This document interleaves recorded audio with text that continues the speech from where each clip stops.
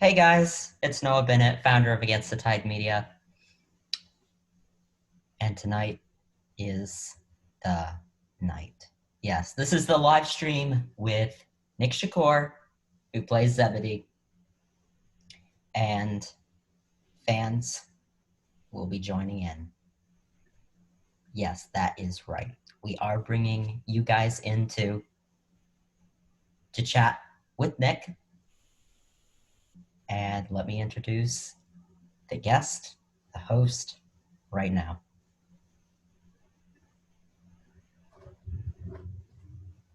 Hey, how's it going? And that's the man himself, right down there, Nick Shakoour, Za-BEE-dee. Where? Oh, and how would your manager say that, Nick? she would be like, "I'm so happy for you, honey. I'm so happy for you, sweet. Very proud, very proud." Yes, that is indeed how she would do that. Zebedee. Za-BEE-dee. Zebedee himself. So, a few notes before I start bringing people on tonight. I won't be able to bring all of you on, only because we can't have 50 fans jumping on at one time, all to say hi to Nick. But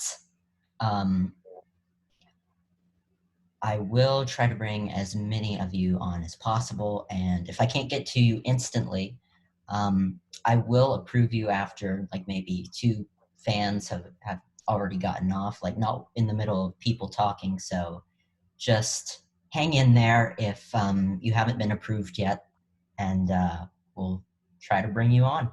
But why don't we bring 1 or 2 people on now? Let's do it. Okay. Let's see who's here.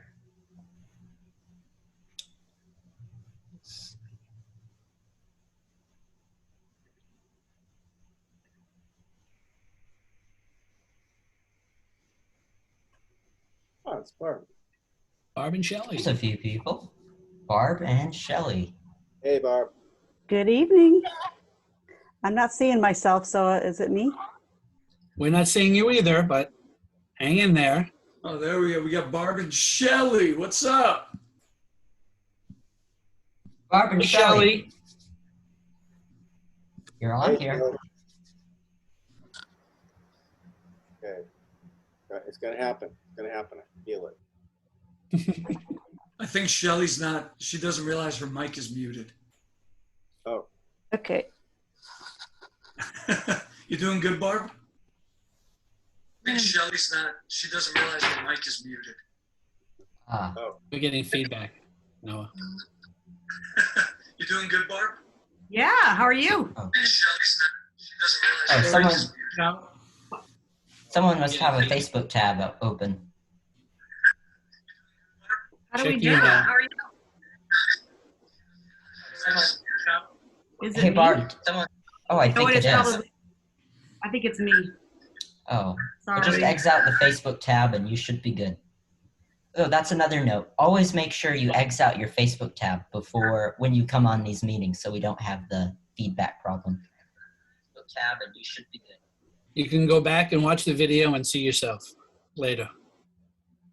How's that? Is that better? Yeah, way better. Yeah, that's good. Where are you calling in from, Barb?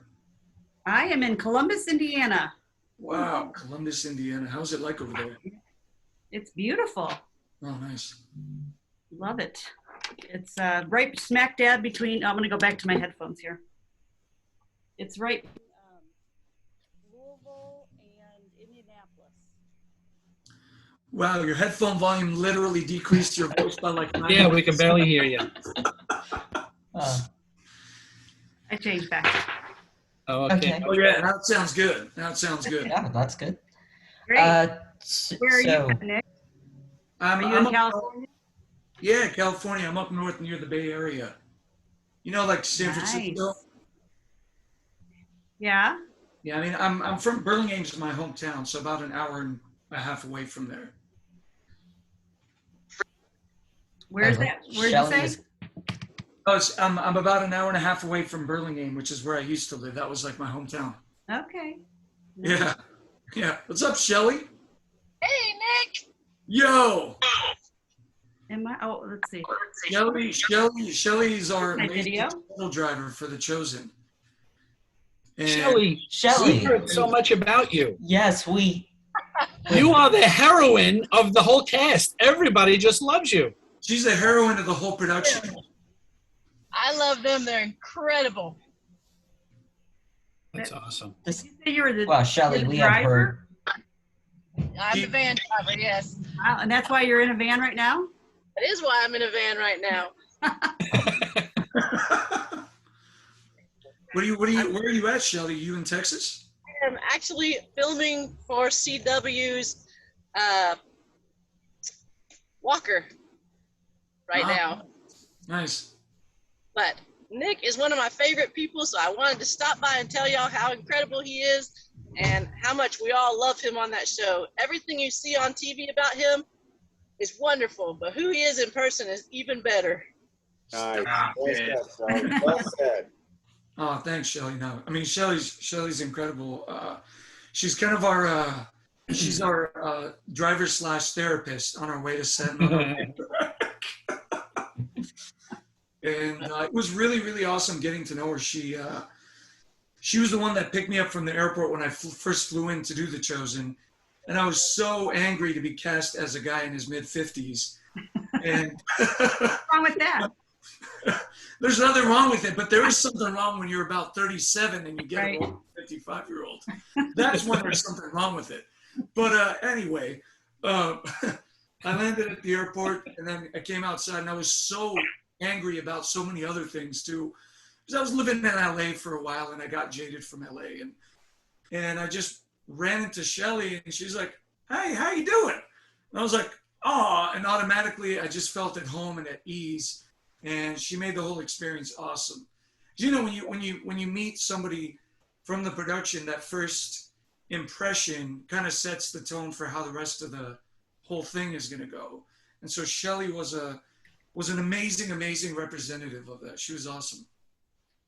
That day when I got to the airport and I picked him up, I also picked up 3 other guys, and Nick was in the front, and he was kind of talking about how stressed he was and how frustrated he was to be playing this old man, and he couldn't even believe he was going to be playing people's dad. And the guys in the back of the bus, "Hi, Dad, nice to meet you." Speaking Oh, of wow. that, I see that Barb's got a. Did you paint that of a? No, I bought it on the auction. Oh, that's amazing. Yeah, and if you didn't know, Barb is not only a fan, but she is one of the hosts here at Against the Tide Media. So Oh, very cool. Very just cool. to throw a little shout out there.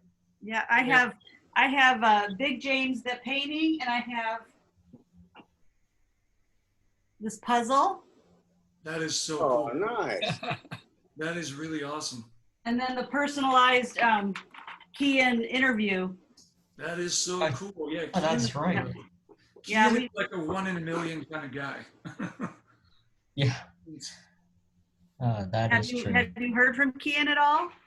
I text him every now and then. I follow up with him, and Good. he's there for his family, and it's it's something I commend, because I was put in a very similar scenario when we were filming the day before filming The Miracle of the Fish, with my dad having heart complications and me having to decide to stay and film or leave and come back to California. It's hard when your family's going through stuff. It's hard to make that decision of like whether I want to stay or do I want to leave. Like what's the right thing to do. So in his heart, he felt that was the right thing to do, and we all supported him in that. And I'm he's constantly in my thoughts and prayers, because although he's not that much younger than me, he did feel like a real son when we were shooting it. And it's some people become like family to you, people that you work with. Not every project, but with this project, generally speaking, it's got a very family type vibe to it, and that's why I think everybody's so easy around each other on set, and it's just very open and fun. So and just thanks for supporting us, and for everybody else that's watching right now, thanks for also supporting it. It feels like a huge privilege to be a part of something like this, because it's unlike any other production that I think, and I don't care, I'm speaking for all of us, but I think being a part of this is amassed not only a following of, fans of the show and your typical, fan following of what shows and movies get, but it's amassed a following of fans that we can feel, or okay, I'll speak for myself. I can feel the prayers that are coming our way. Like, I really do feel them. And it's overwhelming in the best way possible. So, damn it, I don't want to get sentimental, but it's a lot of us are very thankful for that, and I just want everybody to know that this isn't just like a typical production. It's this thing that's happening. That's that's kind of and I was telling like some family and some very close friends how it's the timing of this all coming out, and with what's going on in the world right now, and it's almost like the light is competing against the dark, and there's this kind of spiritual battle happening with kind of, it seems like the chosen at the forefront leading all this. And I mean, we all know how it's going to end eventually, but it's surreal to be here to witness all of this right now. So yeah, a big thank you to all of you. Yeah. Thank you. Thank you, Nick. This is, just wanted to throw out there that no one could fit the shoes of this character. It was just like, you may have thought at first, like, how could a 30-year-old guy play a 50-year-old fisherman? But that's just God's timing. And then so I know you've talked about that before. It just clicked, because when I got the breakdown, after I got over the age aspect, Zebedee 50s, or I thought it was Zebedee. I then asked my manager, because she called me and she said, they want you to read for another character, honey. And because I read for Shmuel and I self-taped for him, and I didn't like him at all. And I was like, I don't even want to book this. I don't want to play this guy for a whole 7 seasons. I'll be miserable, because I don't agree with anything this guy stands for. But then she told me it's, Zebedee, and I kind of got the pronunciation from her. And then I did read, he's old school. That was the main description that kind of clicked it for me. Because it was interesting, because I thought, oh wow, he's old school. This is a biblical series, but Zebedee's old school? Okay, I get it. So I had to go, it put me in a mindset of, okay, like, this guy's like some people from my home country, which is, I'm of Lebanese, Greek, and Armenian descent. And so I've had some older uncles, and even my dad and other people that, they could have lived in those biblical times. And to this day, they've got that old school, this is how it is. And this is, like the rock of the families, and, what the male role was back in the day. And so a little bit of that maybe crept into my subconscious and helped me connect to a mid 50-year-old. Yeah. Otherwise, I don't know if I'd be able to do it. But yeah, thanks, though. I appreciate that. We got somebody else here. Who's this? Welcome, Colby. Yeah. Welcome. Sorry for the delay. I actually was back from another meeting, but Nick, how you doing? How's everyone doing here? Good, man. What are you doing? Trick or treating in the dark? What's going on? Yeah, this is the studio. Let me go and brighten it up a bit. Oh no, it's okay. Yeah, it's the studio. Do all my editing, color grading, you name it. Noah can tell you a lot about some of the fun phone calls we have with Against the Tide Media. So that's cool. Actually, Colby is part of the post-production team for Against the Tide Media, actually, as well as a fan, huge fan. Oh, very cool, very cool. It's so weird hearing the word fan, because when I grew up, I was a fan of the Power Rangers. So it's just weird it's surreal being on the other side of it, because when you're doing this stuff, especially with a project like this that was crowdsourced and completely independent, with no, major Hollywood studio, force feeding it down people's throats, it kind of took on a life of its own. And all of a sudden, me and my castmates who originally met and was just kind of fooling around in between takes on set, now are kind of recognized for this work. And I didn't think in a million years, pursuing acting, that I would be in a position of being, I guess, recognized for work like this. But it's become the most rewarding recognition I've ever gotten, because it represents being recognized for something higher than just, oh my gosh, could you see how he played that drug addict? It was amazing. Let's give him an Oscar. Like it's more than that. And I'm not, you know, I'm not downplaying that. And there's a place for that too, of course.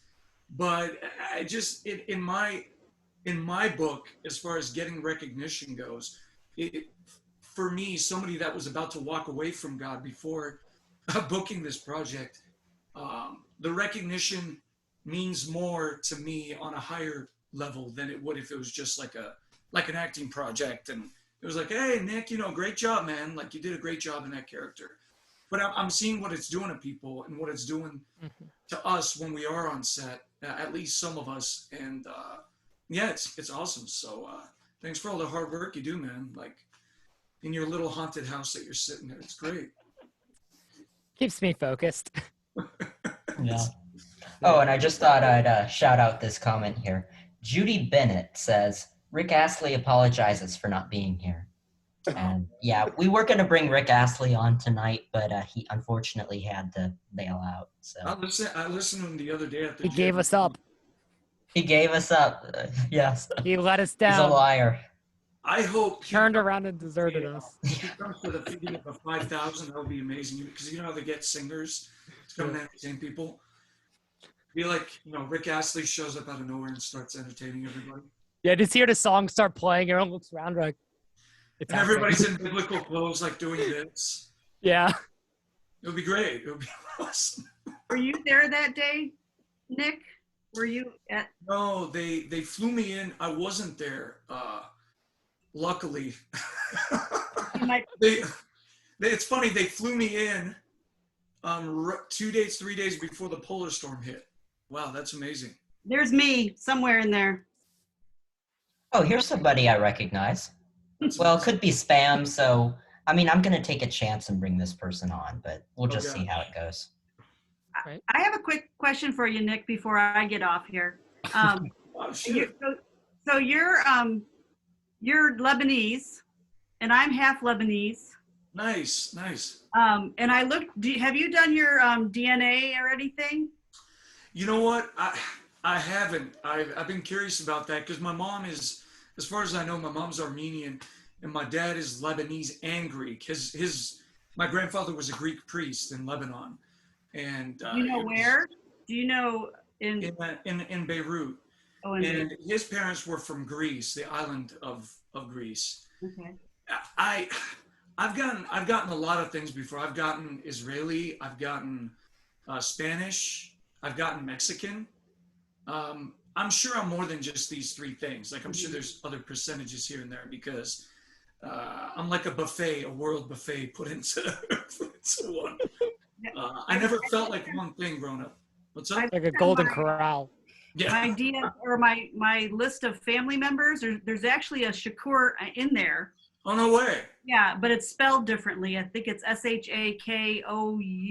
It's either O-U-R or O-O-R, but not. Yeah, mine is O-O-U-R. That's interesting because in high school, everybody thought I was related to Tupac. And so everybody thought I was really cool. And I was like, yeah, I'm related to Tupac.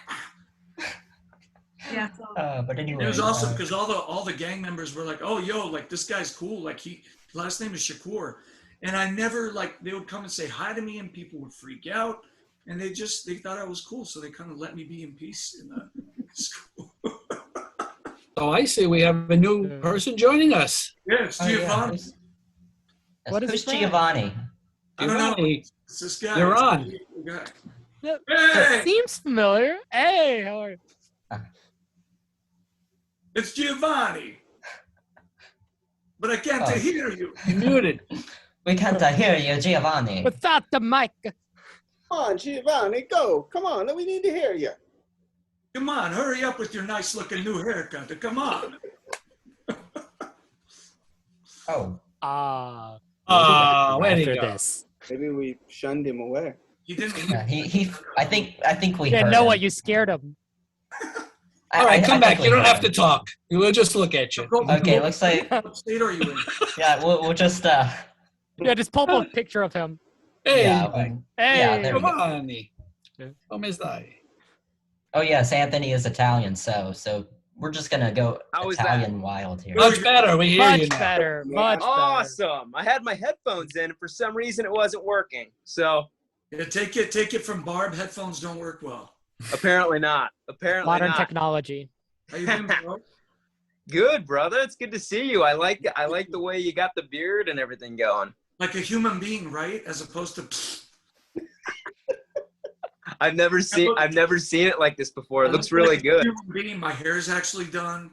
I've got a button-up shirt on. It's I'm You look sitting- great. I feel very underdressed. I feel like I should like shut this down and go get into like a suit and tie or something like that. I mean, I've got this light in front of me, making sure it's all even. Like I'm being professional right now. You've got it. You're doing great. You look And awesome. you're in like your bedroom. I am in my bedroom. All my lights are downstairs. Are you sure you want the world to see your bedroom, sweetie? Honey, there's nothing in here at all. Nothing in here. Okay, sweetie. Okay. Okay, sweetie. So good to see you, honey.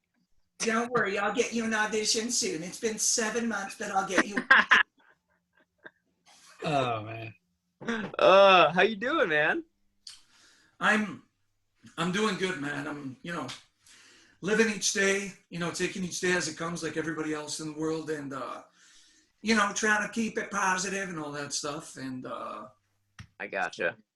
doing some VO stuff and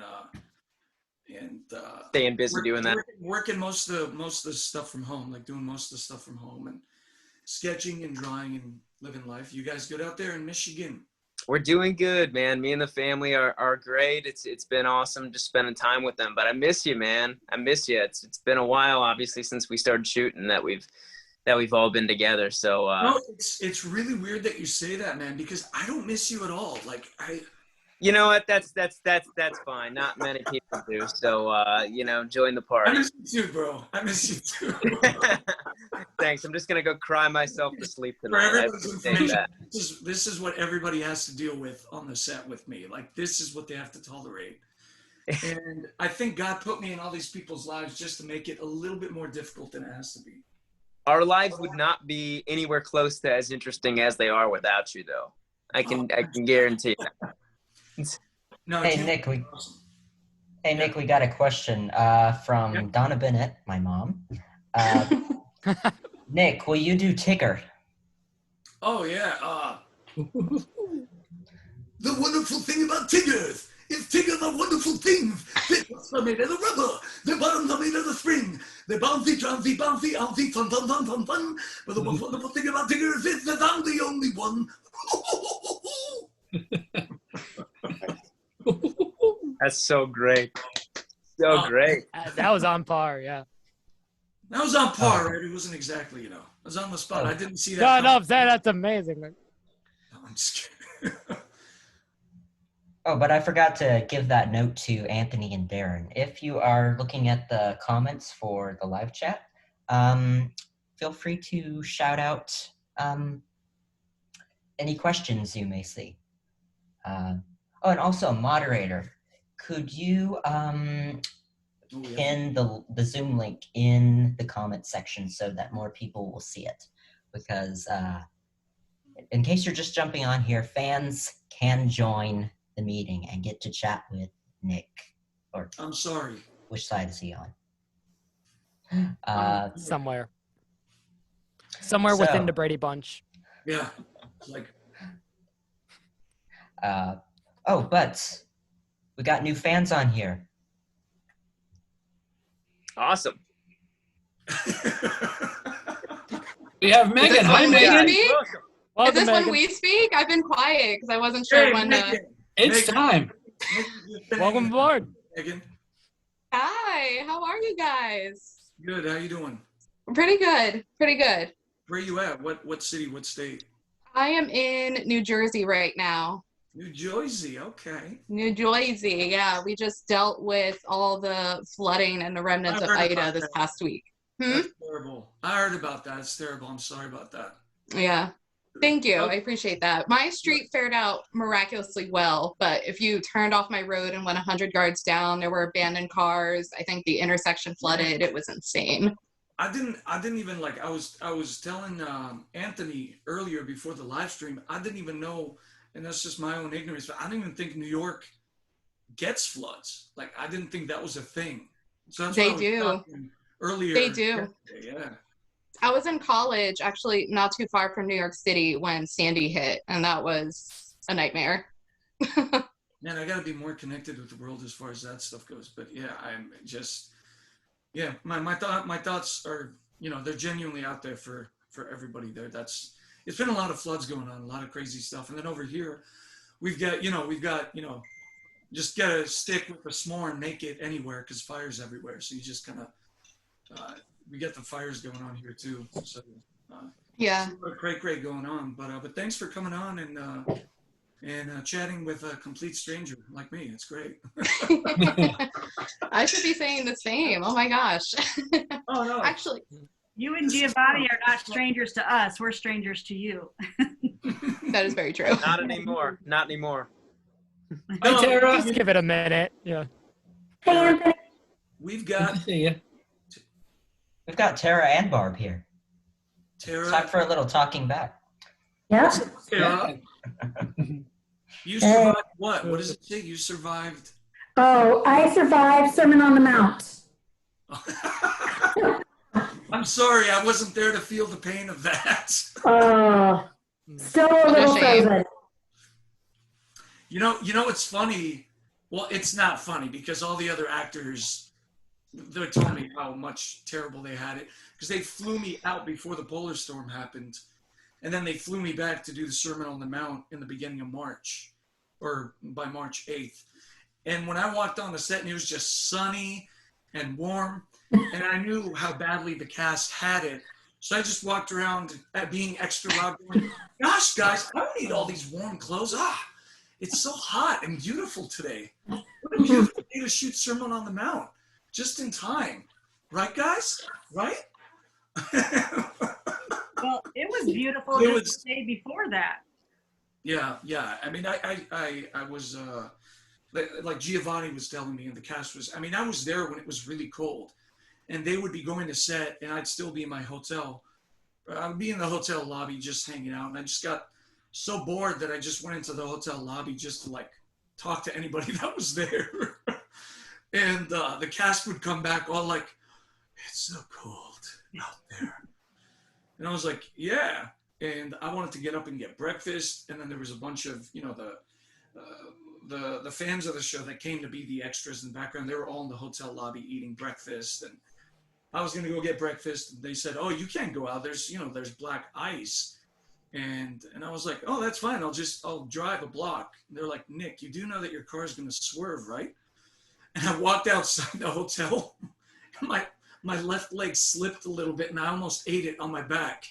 So I turned and went back in the hotel. And I said, nope, I'm not going anywhere. And then I got a very nasty microwaved sausage croissant that I sat there and ate in the hotel commissary with a cup of tea. And that's all I had for like 7 hours because everywhere was closed. But it was intense. And it was sad what happened after that with floods and people's homes, and it was insane. And then people waiting in line for water. So it was, but I mean, the scene came out beautiful though. When I watched it, it was breathtaking. It was amazing. It is beautiful. Barb and I are both from Indiana, and Barb actually grew up in Michigan. So we know cold weather, and we went pretty prepared. But we did see some people come to set with sandals, with legs exposed, toes exposed. So it was pretty tricky, but it was an incredible day. So glad to have been there. Yeah, I'm glad nobody froze, like physically froze, like a cartoon character would like that. Yeah. Oh, And Nick, they're filming, and there's one person frozen as the camera's panning through. But yeah, it's. I mean, I was wearing a wool sweater and my leather jacket and a hat, and I was shaking when I'd go to my car. So I mean, I felt bad for when I saw people just wearing regular garments. And for the actors, I got to applaud them because they had to act. Yeah. Where I was just going, when I was just like, how are you guys doing this? It's a lot of focus and yeah. I mean, doesn't Giovanni's haircut look really good? I've never seen it look this good. Oh, gee. Yeah. Oh, gosh. Come a little closer to the Yeah. camera. Danny. I can't see. Usually It's when the my actor's face happens, it's blessing. like out here.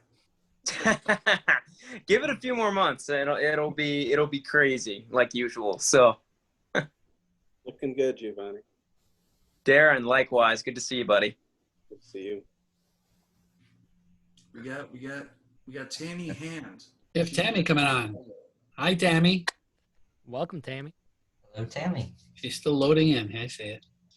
Yeah, Tammy's loading. Her audio's connected, but she's still loading. She's like, I'm still Work loading. in progress. What's up, Colby? I said work in progress. Work in progress. So then we've got Megan in New Jersey, Tara in Michigan. No, wait, you're from Michigan. No, I'm from, You're from Michigan, Barbie. Yep. And then Tara is also Michigan? I'm Indiana. Indiana. Yeah. And then Colby, you were I'm from Georgia. Georgia. Oh, nice. You guys got peaches there, right? That's the whole Georgia. Huh. Yep. Peaches and The peanuts. shakes too. Yeah. Isn't there a Justin Bieber song out with that? I get my peaches down Yep. in Georgia, something like Yep. that. we won't say the next Yep. one. We I got don't know. Tammy here. What's up, Tammy? I know where you got Georgia from. Hey y'all. Wow, that's a beautiful voice and an accent. I like that. How you doing? Where are you coming in from? Well, actually, I'm coming from Rochester, New York. Oh, I thought you were like from the South or something. Because I am. I'm from. I was born in Missouri, and I was raised kind of in Texas a little bit. So I turn it on and turn it off whenever I want to. Well, Nick is great. the That's king great. of turning his voice. That's awesome. In That's all awesome. different ways. I like your background. That's a lot of decorations going on there. It is. I pray online live on the Jonathan Rumi fan page. Oh. So yeah. Are you okay? Is your family okay out there in New York? Yeah. We are so far upstate that we didn't get any Very of the cool. residuals from the hurricane or anything. So no. Honestly, No. instantly, I went to New York pretty much for the first time October 2019, and I fell in love with it instantly. And I felt more at home in New York in my 24. I was there less than 24 hours, and I felt more at home there than I had my whole life growing up. Oh, that's cool. Yeah, I don't know. I like the vibe. I got along with everybody. I Mhm. think they were just as insane, as intense as I am. That's why maybe, but. Right. It was great. It was an awesome experience. I'm probably about 7.5 hours from New York City. So I'm actually closer to Canada, Buffalo. Oh, wow. So you can just skip across. Zip on up there. I can't even tell you how many times You I've have been in actual Niagara zip Falls. lines that send you to Canada. Right. Pretty cool. What the hell? I- No? I do have a question for you though, man. Okay, let's do it. When you all were filming the scene with the roof and the whole thing, and you were up on the roof and you were doing all your little husband things up there with the grapes and the raisins and everything, I got to tell you, it was absolutely probably one of my most favorite lead-ins to what was about to happen, because you were just like, it was just like menial tasks, and Salome was down there and she was like, now, I don't mean this mean or bad or anything, but she was like being naggy. Hey, Zebedee, what's going on? And don't forget to do this. And you're like, yeah. Yeah. I just thought it was great. I just thought it was awesome. So I mean, because the scene got well, as we all know, pretty heavy, but yeah, for you and all of you guys, but maybe, well, is Giovanni still here? I am. All right. How's Well, it I just, I don't want to exclude him because I don't want his feelings to get hurt. Don't worry. Oh, you're good. You're good.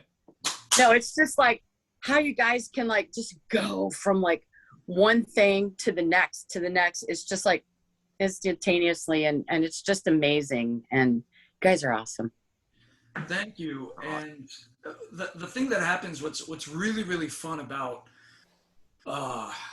like it's being on set is actually easier than auditioning for the project, because it's so weird, the whole auditioning process. And because sometimes it's not actually the best actors that get the jobs, it's just the actors that are most comfortable in the audition, that are exuding a certain essence that's just right for that character, and they just don't care. They're not hesitant to speak to people as themselves and bring a little bit of themselves into the character. But for me, what always happens is I get a whiff of the character, and I try and be as much of the character as I can. But with that rooftop scene, it was funny because when I meet the people I'm going to be doing the scene with, I start to let my actual instincts in real life take over as far as how I really feel about them. And it doesn't mean I'm trying to use that in the scene or anything like that consciously. It just kind of happens. So the actress, Nina, who played Salome to a T, she was so fun and energetic and, you know, very flamboyant and out there, and so, you know, very commanding and forthright with, you know, how she was acting, that before we even roll the cameras with her, out of instinct, I guess, I just decided, you know what, Zebedee is really tired of hearing this stuff. Like, he really is. And it was great. It's not something I said, okay, I'm going to mentally come up with this idea and perform this, because that's just death to me. I can't act that way. It's just kind of happened. And so that just kind of happened when I was doing it. And then afterwards, Dallas was laughing, and he was like, I like how you just created like a 20-year relationship in like 10 I was going to say, it's like y'all been married for like 50 years. Yeah. Yeah. And she's great to play off of. With our scene at the Sermon on the Mount, with us, you know, greeting John and surprising him. So I was sitting down reading the script, and I was like, why are they here? Like, why is this even happening? Like, they're only there for like 30 seconds. Like, yeah, they want to hear the sermon, but like, why are Zebedee and Salome really there? Oh yeah, they're neurotic freaks. They want to see their son up there. Like, that's what they're there for. And so, so I told Nina, who plays Salome, I said, are you down to play along with this idea? And she said, what is it? And I said, we're not really there to listen to Jesus. Our son is about to get up and do a school recital, and we're just going to like freak out over him. And she was like, oh my God, yeah. And I was like, let's fix his clothes. Let's just bug the heck out of him. Yeah. And Dallas is one of those amazing, most open directors I've ever worked with, that was like, and I told him, I'm like, look, I'm gonna try something. If you're not okay with it, we'll do it whatever you want, you know. And he's like, no, and and then we ended up doing it, and he came over and he was just like laughing and chuckling. He was like, that was good. Let's do some more. That was good. It was perfect. It was perfect. And so thank you. I appreciate that. But again, it's like, it's such an awesome project to be a part of, that these scenes kind of, once action is called, something greater than us comes in and just whirls you away on this adventure. And so it's like, I thank people, but I can't take full credit for this, because me and Giovanni talk about it all the time, and how, and I tell the rest of the cast too, where it's like, something supernatural is making us better than we actually are, to use us for this. And, you know, you can be brilliant in one project, and then you can completely fall flat on your face in the next, because maybe that essence is not there to help you. And you can use all the techniques in the world that you want, and it's great. But if something special isn't there in the writing, where it all starts, where I genuinely feel life and energy and spirit was breathed into the entire script. So all we had to do was just show up and be open, and everything else just kind of took care of itself. It wasn't like, oh my God, I had to work so hard. It was a joy. It was fun. Well, you could definitely tell. You could definitely tell with what you and Giovanni and all of the cast do, and you are changing lives. You are making people better. You are making this world a better place to be. And we just thank you so much. And Noah, my little buddy, I got to tell you, man, you rock. You just rock. He does. Oh, Yes, does. he does. thank, Yes, he thank does. you, Ross. He does for sure. You just rock. All of you are amazing. And I just wanted to pop on and say hey and thank you. And thanks for letting me come on. It was a joy. Thank you, Tammy. God Thank bless. you. Thanks for being here. God bless. Talk to you soon, guys. Sounds good. We've got Cynthia here too. I got, hey, Cynthia.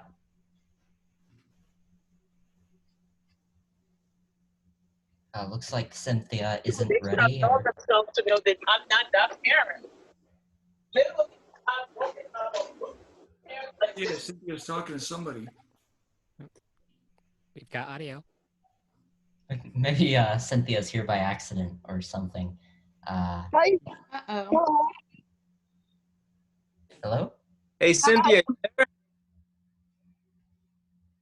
How are you? Good. How you doing? You Good, okay? thank you. Yes, I'm okay. Okay, you weren't like getting in a brawl with somebody, right? Like it sounded like you No, company over for the long weekend, so they were just talking, and I had to walk away. I was gonna say if you were fighting somebody, at least turn the camera on so we can all see you. Got row seats. Don't hold out, Cynthia. How are you doing?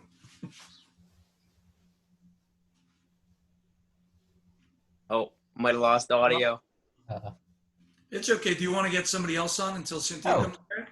Oh, here's somebody I may know, may or may not. Let's see. Ah, I don't think anybody's ever talked to him before. Is that your dad? This is my dad, yes, Glenn Bennett, connecting to audio.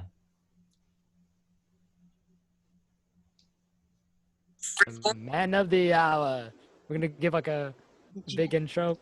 Hey, Dad, turn your video on. And introducing. No, didn't work. I thought it was Glenn Beck for a second, and then I read, oh, it's Glenn Bennett. I'm like, oh, that's so cool. Here's Oh, Cynthia. Cynthia. There's Cynthia. Yeah. What's up? How you doing? Turn the video on. Cynthia, hear me? Can you hear me? Yes, I can hear you. Oh, okay, cool. So your audio, okay, I can hear you too. That's good. How you doing? Good, how are you? Chilling out. Where are you calling in from? I'm from North Providence, Rhode Island. Rhode Island. Oh, Rhode Island. I've got some relatives that are from there. Oh yeah? Where about Rhode Island? I'll see if I can help my dad turn his video on. I don't know what specific region, but they're from Rhode Island though. They came here in the late 80s. Really? So yeah, they left Rhode Island and they came to California. That's where I'm at right now. I'm in California. Oh, this is a nice place to be. Rhode Island's a nice place to be. I love New England personally. It's my prejudice. I love New England and everything about it. So It is. I've never been to California though.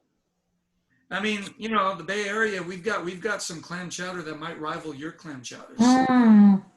I'm just saying. There he is. There's Glenn Beck. Glenn Bennett. What's up, man? Good evening. How are y'all? I'm doing great. How you doing? Doing good. That's why Noah does what he does. I couldn't turn video on, but no. Look at Noah. He's like embarrassed like a student on parent-teacher night. I had to come on and embarrass him, so looks Just like what you dads had do. much fun. Mr. Glenn, I want to tell you how your son is doing in my class, if you have. And Noah starts turning red. No, I'm not gonna stay long. Actually, your son is you should be very, I'm sure you are, but you should be very proud of your son. And he's just a kind, talented, and just a good human being, which is very rare to see these days, especially at his age. I appreciate your compliments, and we're proud, and just want to thank y'all for your support, helping them, and being friends with them, and everyone that he's got helping them at Against the Tide. That they're all wonderful. I really appreciate everything that everyone does to encourage him. It's great. It's my pleasure. Yeah, it's been a joy to collaborate with him and talk to him, and sometimes when those calls come in, maybe a couple of times a week or a text. And then I joke around, I go, Noah, it's like, I'm going to be 90 one day and you're still going to be texting me and bugging me. And I'm going to be like, leave me alone. I'm 90 years old. Just leave me alone. The Chosen was 40 years ago. Leave me alone, Noah. Hey, at least you're prepared. Just that's what it gets to Titus done. Friends for life. Then he's gonna play some Rick Astley and it's gonna pull you right back in. Yeah. Yes. Great reminder. Nick, I bet you rarely get a call from Noah in the morning, though. Isn't it fairly late into the evening? No, it's actually in the very early morning sometimes where he'll be like, hey, Nick, did I wake you up? Yeah. Oh, Now you that's did. because he hasn't been asleep yet. Yeah, you did, Noah. It's 7:30 a.m. Oh, I'm sorry about that. Yeah, you are. I wonder if Dallas is watching. He won't let me do this anymore if he hears this. So thanks, Nick. Thanks a lot. Oh, that's awesome. Look, how many more people do we have standing by that actually like want to waste their time and talk to me? I'm just curious. Yeah, it's like, hey, everybody. The moderator. No, I'm just saying because I'm down to extend it out a little bit because I don't want people to feel like they missed out if we don't, if we don't get most of people by 6 o'clock. Yeah. So, so anybody else like? So Nick, were you saying about bringing more people on, or the people who I'm are saying already here? we can keep going a little bit past 6 because I don't want some people to feel like they missed out if there's tons of people waiting. Yeah. Oh, my dog wants to join in, but yeah. Come on, it's not the time for that. Not right now. So it's good talking. Thank you, Barb. It's great to. Hey, Barb. It was Thanks for coming on. Good seeing you again. Barb. God bless you. I'll sneak away too. Okay. Okay. Take care. And then we're back to Cynthia. I didn't get to talk much to Cynthia. So what is happening? Well, it's a long weekend, so have some company over, some hanging out. It's Labor Day. What are you going to do for Labor Day? We're gonna go to the beach tomorrow, and Sunday probably hanging with the family some more. And I'm doing a bike raising money for kids with cancer. So I'm hoping Monday to go for a bike ride for the month of September. I'm riding 150 miles for raise money for kids with cancer. So I'm hoping to get a bike ride in on Monday.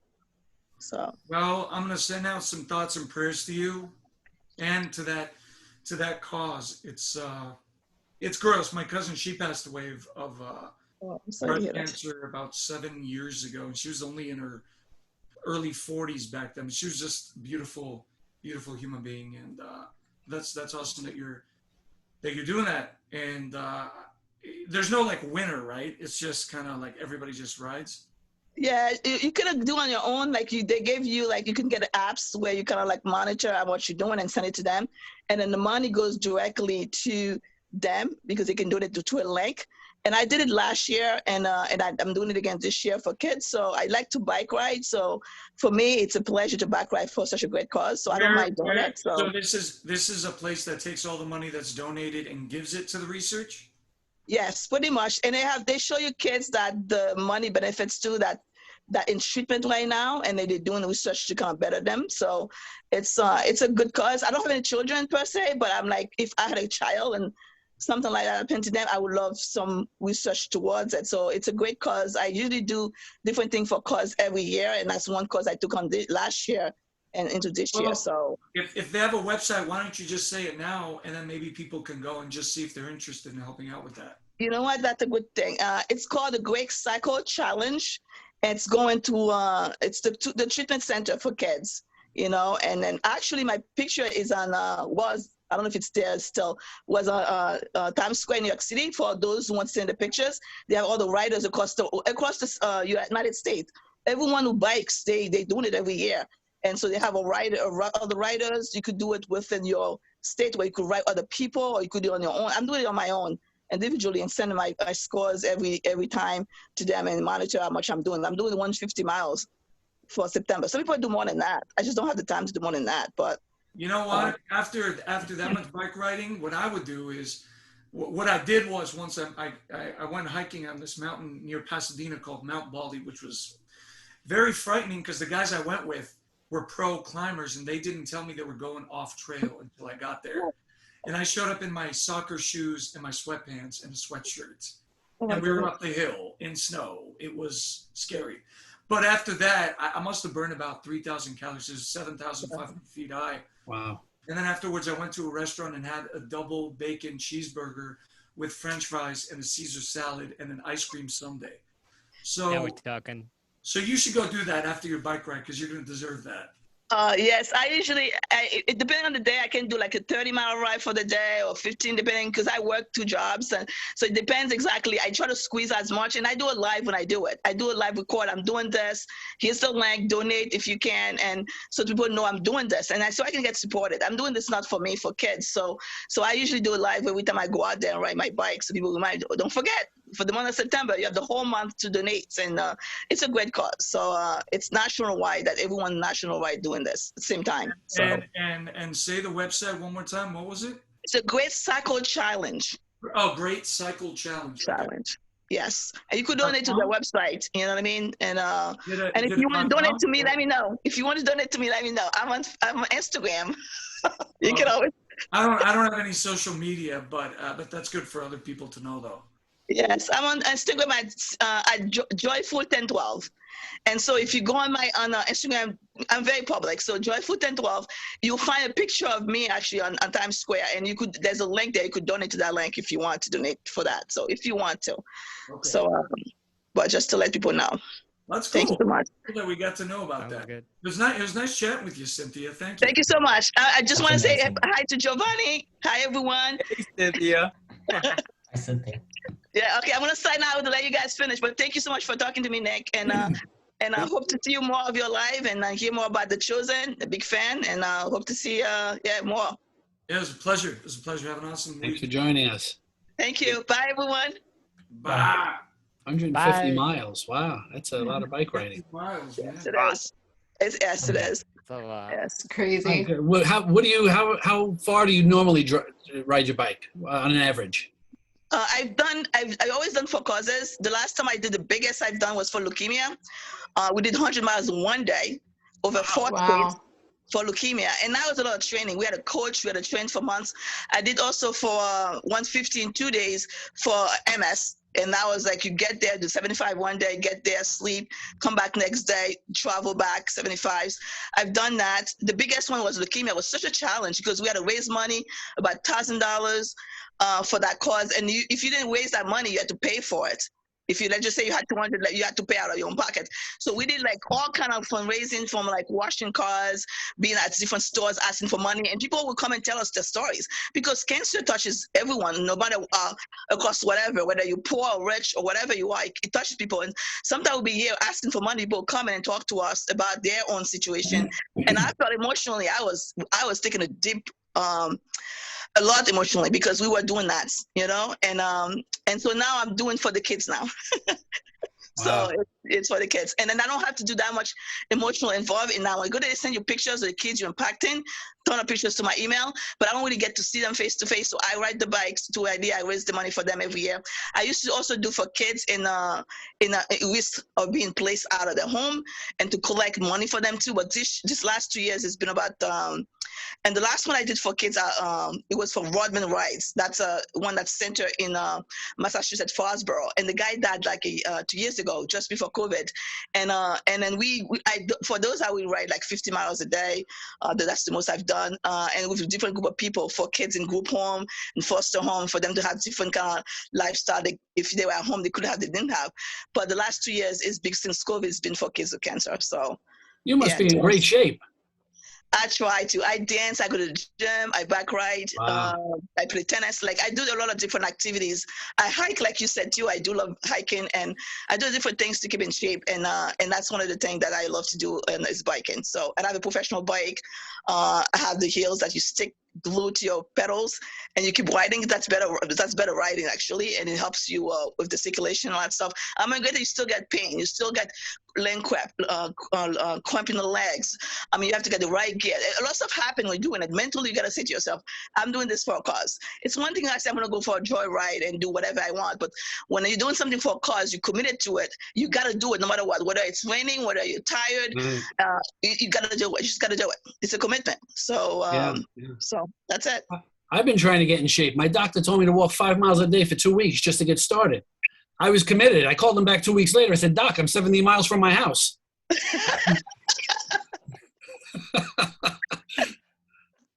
I see we have Gigi joining us. Hi, Gigi and Teresa. Welcome.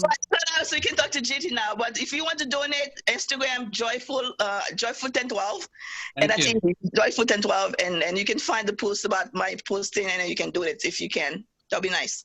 Very good. We'll look for it. Thank you so much. Bye. God bless everyone. Be well. God bless you. Bye-bye. Thank you. Bye. So we had Gigi on. What's up, Gigi? Hi, how are you? Great. How you doing? Where are you calling in from? From California, from Modesto, California. Oh, nice. I'm around the Bay Area myself. Oh, you're close. I mean, I'm originally from Burlingame. Oh, okay. Yeah, I know where that's at. Yeah, that's awesome. That's awesome. Yeah, I was like, she put me on the spot, and I get so embarrassed being put on the spot or even being on Zoom. It's okay. I've been on the spot the whole time. You'll get I just wanted to hop on and say what an amazing job you are all doing. Thank you, Noah, first of all, because you're doing an amazing job with your Against the Tide media, and we love and appreciate you and support you and everything, because what you're doing is amazing. And I just want to say thank you. And Nick and Nick and Giovanni is here. Oh, you guys good? I lost him. Can you hear me? Because we can hear you. Yes, we hear you. I just Nick, you're frozen. Say, can you hear me? Yep. I can hear you now. Everyone's back now. Everyone was frozen except for me. Oh, you were frozen. You were the only one frozen on here, Nick. Oh, that's weird. That is weird. I thought something happened with the Earth. Like, wait, why am I the only one that's not frozen on my end? Wanted to say that you guys are doing such a phenomenal job and really changing the world. So really truly appreciate support you guys. And it's very overwhelming hearing those kind of things, because I think, me, Giovanni, everybody else, even Dallas, who's the creator of this whole thing, it's very hard to take almost any credit for something like this, because we just feel like we're riding this current that's just kind of doing everything on its own and using this on its own to reach out to people, and what it's been doing, it's just mind-blowing. It's mind baffling. So I'm so glad that it's impacted you. It's impacted me being a part of it. It's impacted Giovanni. It's impacted so many other people that are working on the show itself, just being a part of it. And yeah, I mean, when we were first shooting it, I felt like there was something very, very special happening, but I don't think anybody expected for it to do what it's doing now, because we just thought, it'll stream and, Christians will watch it, and that's pretty much it, and, call it a day. But the fact that it's doing so much more is just incredible. It's hard to, and I get really emotional sharing the story, but I'll kind of keep it short, because I know there's a lot of people here. But I thought right now that all you guys are here, and then I get scared getting on Zoom calls, but I think you guys need to hear this one, because I think you guys will love us. See, I'm already crying thinking of talking. Oh, it's okay. It's okay. Okay, so, but I know that you guys will like the story. So, a couple of years ago, when you guys first started collecting funds, I didn't have the money to invest in the beginning, but I was always praying for you guys, because I noticed that there was something very special and very in tune with the Spirit. So I noticed that it was very special. I knew it was going to be really good from the beginning. And a year ago, in February, so it's been like a year and a half ago, I was in a car accident, and I was on my way to pick up my daughter from high school. And I had got off work at 1:30, and I had like an hour, and she's right around the corner from, I work at a Marriott hotel here in Modesto, and her school is right around the corner, but I had an hour. And I got this message just to not pick up my 3-year-old, so she wasn't supposed to be in my car. I told my husband, you know, I don't know why, I'm not going to pick her up today. But I have an hour, so I'm going to get some gas, I'm going to get some food, and I'll be there early, like 30 minutes early, so my teenager had food. Well, as I crossed over, somebody ran a red light and hit me at like almost 75 miles an hour, and I was going 35, so it was like an impact of like over 110. Did they hit you from your side or from the other No, side? they T-boned me, so I had a concussion and I was knocked out. But at that moment, I yelled, Jesus, because I almost had made it, and it was either I was going to hit the orchards or I was going to hit a metal pole. And when I yelled, it's impossible, because I felt like something stopped my car and it kind of went slow motion and then it spun. But during that time, the mothers and fathers, because it goes from like this 4-lane road into this 1-lane road, if you know the area of Modesto, there's no way I would have missed somebody. Like I would have exploded into another vehicle or something, because it's heavy traffic during that time. But by the grace of God, he saved me. So I struggled a lot because my spine was like curved. I had a lot of injections. My eyes, it messed up my eyes. My eyes are not completely perfect. I wear the glasses, but I see blurry if I don't have them on. And there was a point that I didn't want to live, because even my doctor would say, you are your own advocate, because I would keep telling her, I was like, you know, I'm having a hard time, I'm going to go crazy. And anybody that's hung trauma to their head, only the person that's had trauma to their head will understand. And I couldn't focus on anyone more than 5 minutes, because it was too much for my brain. And I would tell my husband, I can't, you know, it's too much for my brain.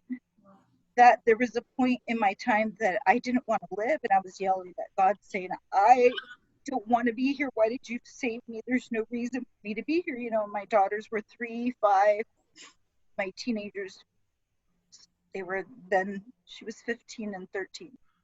And why, you know, and at that moment, I could literally say that I would have been that person that would have walked on the street and just said, do away with me, because my brain was too crazy, and I would get confused. It was like I was telling the teacher it was my other daughter's birthday, but it was my other one. I would go to restaurants and I would be embarrassed, because I would ask for a spoon, but I was asking for, you know, certain things, right? So over time, as I was sitting there, I was like, what is going on? It was like the Holy Spirit directed me to the chosen. And it was like, you guys were my light to keep going and to keep living and to keep succeeding every day and keep moving forward. And that's why I support the chosen so much. Because you guys, like right now I'm telling you this, but you guys were my light in my darkness. And I was blessed to be an extra in the Sermon on the Mount, and now I'm going to be in the feeding of the 5,000. And everything I do, it's because I know that God has his hands all over this beautiful project and over all of you. He wouldn't just have saved me, because there must have been greater purpose for me to still be. And I have a hard time sharing it with a lot of people, but right now when I saw the opportunity, it was like pushed in my heart that I had to say something. So I hopped on here and I just wanted to tell you guys that. Yeah. Wow. Can I say something? Go ahead. I'm sorry. Gigi, oh my goodness. I have to tell you this. I'm going to be praying for you because, oh my goodness, it is not a mistake that we are both here at the same time. I was in a car accident about, it was in 1997. And I was hit on the driver's side. My seat was pushed into the passenger side. And the doctors told me that it was a miracle that I lived through it. And I remember having the same exact feelings you had, saying to myself, why? Why did I live? And wondering why, oh my goodness. I mean, it's giving me chills that you shared that story. And I'm like, oh my goodness, I had those same exact feelings. Why did I live? I shouldn't have lived. What is my purpose? Why am I here? And in fact, this is way before even The Chosen was around. And I was like, you know, why did you save me, God? You know, why didn't you let me die? And oh my goodness, Gigi. I'm like, I don't even know her. And she's like telling my story. Gosh. Thank you. It was like God had it pressed in my heart. I'm like, no, I can't get on there. I'm so scared. I was so scared. And it was just like, keep doing it. And they sent a message and I knew this was going to go on. And I was so scared and I almost didn't do it. And I said, enemy, stop. I'm not going to do it. I have to say something. It's my only opportunity. Well, you being brave enough to get up and share this, Gigi, just impacted Teresa. And had you not shared it, I mean, you two should probably switch information or something and keep in touch, because I'm going to be sending my thoughts and prayers out to you both. And you know what? Things do happen, and we don't, and I've got to remind myself of this too, because I'm not perfect and I get frustrated sometimes with life. And, you know, you start questioning things. It's like, why did this happen? Or why did this have to happen? And I've learned the worst thing we can do as human beings, I think sometimes, is blame God for all the bad things that are happening. Mm-hmm. When it's not God that's causing those bad things to happen. It's God that's protecting you as much as God possibly can protect you from those bad things. And this universal energy that we call God, that's everywhere at all times and works through us and flows through us. So I wish you nothing but continual speedy healing of your body, of your mind, of your soul, everything for you both. That's scary. Car accidents are yes. It's traumatizing to be in one. I haven't been in one as bad as that, but I've been in one, you know, a while back, which was kind of scary. But I mean, I can relate to that feeling of like you feel like your life is about to end, and that feeling harbors and it stays in your body for like months, if not years. And it affects you going forward in wanting to get in a vehicle or trusting somebody else to drive you somewhere. And people start to think you're acting like a paranoid freak, but you're having all these responses. So thank you for sharing that. That's, you know, I mean, we're having a good time on here. We're joking around. We're doing these things, but you know, it's you know, and I've been open before with Dallas and with live streams about how when my dad had the heart attack and I had to choose between staying on and doing The Chosen or going to visit him. And sometimes you've got to choose things and do things that go against logic. Yeah, to echo off that, if I can. Yeah, it's a higher power telling you to do that. So I'm glad that you got that off of your chest, because maybe this was your forum today to empty out all that, you know, that negativity that shouldn't be inside of you anymore. And I always tell people, it's really not up to you when you get to leave this earth and this planet. It's really up to God. Yeah. So, you know, when you take a step back and you look at your life from a higher perspective, which I've been trying to do all day today, it's kind of like you're not really living your life. You've been given this life as a temporary gift and this reality, which we're not going to be around forever. And so the next reality we're going to go to after this is the actual reality that we're going to spend in eternity. And however you want to define that, whether it's that other realm, whether you call it heaven, whether you call it, you know, whatever it is that, you know, I don't know what it is. I've never been there, but yeah. Hopefully I'll get to go there. Hopefully God's like, you know what? You make things really difficult on me and my angels, but you know what? You can come in. It's fine. It's fine. You were a pain to deal with, because every time my angels come back, they're like, God, is it Nick again? What does he want now? Yes, okay, hold on. And thank you, Teresa, for sharing your story too. I just want to say thank you, and God bless you, and I'll be praying for you too. Oh, thank you. Yeah, God bless you too. God bless you too. Gigi. So I had to hop on here and just tell you guys how much you truly are appreciated, and I know you guys are always covered in our prayers too. Thank you. And we joke around a lot, but we don't take stuff like this lightly. Me and Giovanni joke around a lot, but it's just, we have so much joy in the friendships that we made, and then also just being a part of something like this that's doing this to people. And this is again why I say this is probably going to be the most memorable and most humbling and worthy production and ministry that I could have been brought on board to, something that I didn't want to be a part of in the beginning. I said no to the project 3 times because I was, you know, speaking of God and enemies. A lot of people don't know this, but when the message came in that I booked it, all of a sudden I was walking around blind the whole day, not physically, but just I couldn't see or think straight.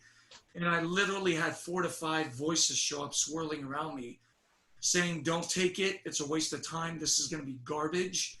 You don't need this. Don't do it. And I started getting aggressive with my nose to my manager and agent, even though Dallas in production was like, what's going on? Like, why doesn't he want to do it? And I had no reason. I was like, no. Wow. And I just kind of turned into somebody else.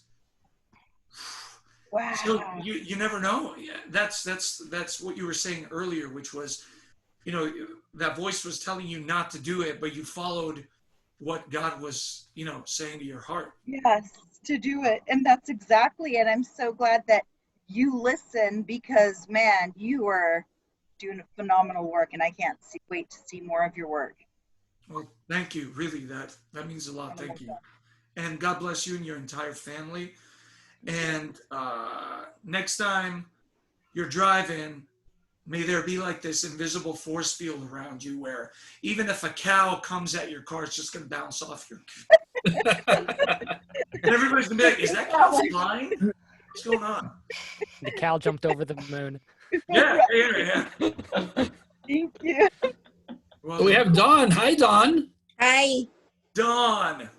Hey, I met you in the hotel lobby. I remember you. You came up to me, and then you kind of froze to respect my like 6-foot bubble because of, you know, COVID and all that. And all I was thinking was, okay, if I get COVID from her, that's going to be hilarious. Like, I'm not even going to be mad. She's so nice and sweet. It's fine. Whatever. I mean. Well, see, when we checked into the hotel, there was papers at the desk that says pretty much do not interact with any of the actors. Yeah. So I just wanted my cup of coffee, and you were standing next to me, and I thought, oh, and you started talking about the ice, and we were talking about the weather, and then you turned and looked at me, and I went, she's the one that don't go out there with the black ice. Yeah, and I went, oh my God, I'm interacting with one of the actors, and I thought the hotel would come after me. No, I think we weren't standing that close. It was fine, but I mean, they do that for a reason, because, and I had to respect their wishes, because we're in an unknown time and era where I didn't want to be the reason why the whole production gets shut down for 2 weeks. And although I'm not really afraid for my life because I feel like God handles my life, I'm not the one that protects me. It's God, and I genuinely believe that. But in the same breath, I want to respect other people's time and energy and money, where they're putting so much of their heart and soul into a project. Where if Nick is just going willy-nilly, well, guys, we got to shut down because of Nick now. And I didn't want to cause that. But yeah, it was great meeting you in the lobby. It was awesome. It was awesome getting that feedback, and we had a good conversation. Hey, I just thought I'd mention real quick that Giovanni just let me know in a message that he's going to have to jump off now, but he really appreciates us letting him come on. Giovanni! It was great to have you, Giovanni. Thanks Thank so much for making that surprise appearance. Thank you guys. Can you hear me okay? Yes. Yes, we loud and did. clear. I just want to say thank you to everybody who's sharing, and just, you know, when we share each other's stories like that, it's really powerful, and that can just uplift someone in such a positive way and make them want to share their stories as well. And I think that's why we connect so well with each other. You know, Noah, Darren, everyone at Against the Tide, you guys are doing such an awesome job. Nick, my brother, I love you. I miss you. And so glad you're doing this, man. I just want to thank everyone for being here, and I'm grateful to be part of the family. Thanks, Giovanni. Thank you, Giovanni. Thank you, Giovanni. Thank you, Gio. Thank you, Giovanni. Thank you, guys. We'll talk soon, okay? Talk to you soon, brother. Sounds good. Soon, guys. See you. Bye. I just want to say something in general about The Chosen. We know that this is massively changing people's lives in so many positive ways. So when I was going to be in the Sermon on the Mount, I thought we would be very isolated from everybody that was involved. And then we were out in that freezing cold for all those hours. But Dallas welcomed us to go up and talk to him, and Amanda and the actors. And that term, get used to different, really showed itself on that day. It was like a great big frozen yard party. and it was, although we were cold, we felt like we were part of everybody's family. And then when we were in the lobby of the hotel, we talked to you a lot and some of the other actors. This is totally get used to different. I don't know anything about Hollywood except for what I see in movies, but I hope that this model of The Chosen breaks Hollywood in a good way. In a great way. And this show is how. And don't get me wrong, I've been a part of some really awesome productions that are, you know, Hollywood based and funded by studios, and whether it's, you know, a voiceover series or on camera, but this should definitely inspire people as a model to follow, where you can still create quality entertainment and content and also have a nurturing and understanding set that people can come to and feel open and accepted to work on. And yeah, you know, you'll have your stresses of time and money and all that, but honestly, like, I don't sense any egos at all when I'm on set. I mean, and I push it on set. I go in acting extra silly just to see how far I could push people. And everybody just kind of accepts everybody for who they are. And, you know, when it comes time to film, everybody does their thing, and it's fun, you know. And yeah, there is a chain of command, just like with everything else. But I don't know, like, especially like you're saying with Dallas and everybody, they're very open to listening. And I have no problem with chains of command. I mean, I think it's necessary. You've got to have somebody leading the ship, right. But that respect factor is also very important, which, you know, sometimes you don't get those on set. Sometimes people can scream at you, you know, I mean, I'll say it now, I was on a pretty big film, and the cinematographer just cussed me out in front of everybody. Like, he just swore at me, and I just kind of gave them a look, gave myself a second, recomposed, and just went on with it. Because I have to also understand that they were, you know, under extreme stress as well. But that's obviously you don't get that on The Chosen, you know. But it kind of shows you, The Chosen shows you that Hollywood quality.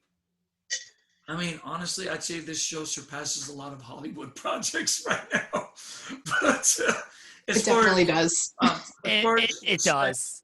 Respect for character work, respect for acting, respect for cinematography, respect for storytelling. For me, The Chosen embodies all of those things that those films that I grew up watching in the 90s and even the late 80s, that love, that creativity that was poured into it, is what this kind of represents. And that's why I feel so privileged to be a part of it, because projects like this right now, even if you compare them to big budget films, or there's just the soul of the film is missing. You might have the best camera work, the best A-list actors trying their best with their best acting, but when that piece is missing, that soul of the project is there, the audience just watches it and enjoys it for what it is, and then it's kind of done. But when I grew up watching movies and TV shows, they made me question themes and ideas in life for months on end after I'd watched them. So again, it's like it can be done without all the extra bells and whistles of, you know, the stress and everybody feeling like they're kind of against each other on set. And none of that, you know, it doesn't really exist when I go to when I do The Chosen. So it's just a great time, and you know, it's awesome. I can't say enough good things about it. And I hope Zebedee shows up a lot in the next seasons. Well, I mean, Dallas did publicly state on one of his live streams that Zebedee is going to be a major part of season 3. So we'll see how major he is. I'm excited. Can't wait. It was a joy. It was a joy to meet you. Projects like this right now, even if you compare them to big budget films, I think Noni Wright has. Somebody's got the soul of the film is missing. I think it might be George, actually. Hey George, mute your Facebook. Trying their best with their best acting, but when that piece is missing, that soul of the project is there. Angie. The audience just watches it. That's and Angie. enjoys it for what it is, and then it's kind of Angie. done. I got a lot of people joining now. It's a Where's the audio party. coming? Yeah, the party begins. Yeah. For months on end after. Actually, since we were talking about the show, can I just ask my question and hop off so I'm not hogging someone else's space anymore? Sure. Is that okay? So Nick, if it's okay, I wanted to ask what your favorite scene in season 2 is, since we only saw you for a little bit. Like, what were your thoughts on the season? What was your favorite scene? Anything? My favorite scene actually in season 2, there was no dialogue, and I think it was just amazing, was the very last sequence of Jesus looking at the disciples as he was walking out to the sermon. I think, honestly, if that was the only scene in season 2, it would have encapsulated everything. Obviously, I'm joking, but it really does have an impact with no dialogue. And I think it was the acting of every single character in that scene was told so beautifully, because I think when actors are relaxed and they're just in the moment, you can almost because I think relax onto them what you think they're thinking. And that's what's so cool about it. Everything from the acting to the music to the shots. I think everything was just like right on the mark, and it was.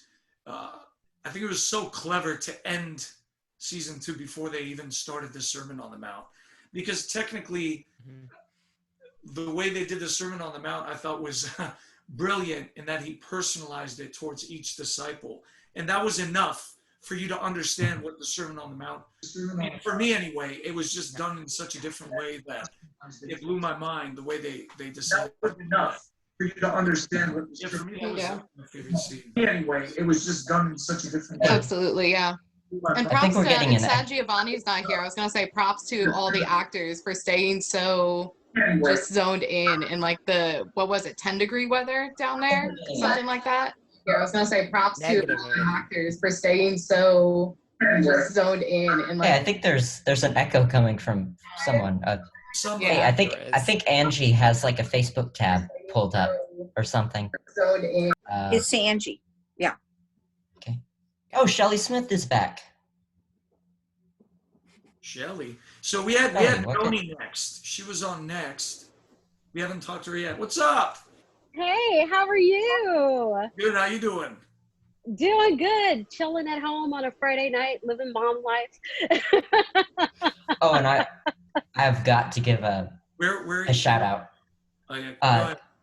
Noni was in the Sermon on the Mount documentary. I'm not sure how many of you here have. Oh, yes. Have seen that. That was so cool. I It was just gotta say, amazing. It was job. amazing. Beautiful story. You were awesome. You have such a good energy about you. Thank you. Thank you so much. Thank you. Thank you. It was surreal. It was surreal. What a life experience to kind of go back and like be able to share, have that with you for the rest of your life. I mean, that's incredible. Yes. Yes. It's like when I watch it, it's like not watching myself, it's watching somebody else. So I'm still getting used to it. Trust me, it's weird watching yourself. I get it. I'm still not used to it. It's weird. Well, you do an excellent job. So. Well, thanks, Tony. I appreciate that. So where are you calling in from? Cincinnati, Ohio. Cincinnati, Ohio. Nice. Yeah. So at home, chilling with the kids, and the dog. So, you didn't just get getting back from Chicago. Huh? You didn't get any frostbite? Oh, it was so cold. I had hand warmers when we were on set down there for Sermon on the Mount, strategically placed everywhere because it was it was freezing. But with me being in the military, I was used to the cold. So I had I came prepared. I had plastic bags over my feet. I had on thermal underwear. But it was cold. I haven't been cold like that since 2001. Well, first of all, thanks for serving because I could probably never do that in real life. Were you a Marine or Army? Army, 20 years, Army. I retired 2019. Wow.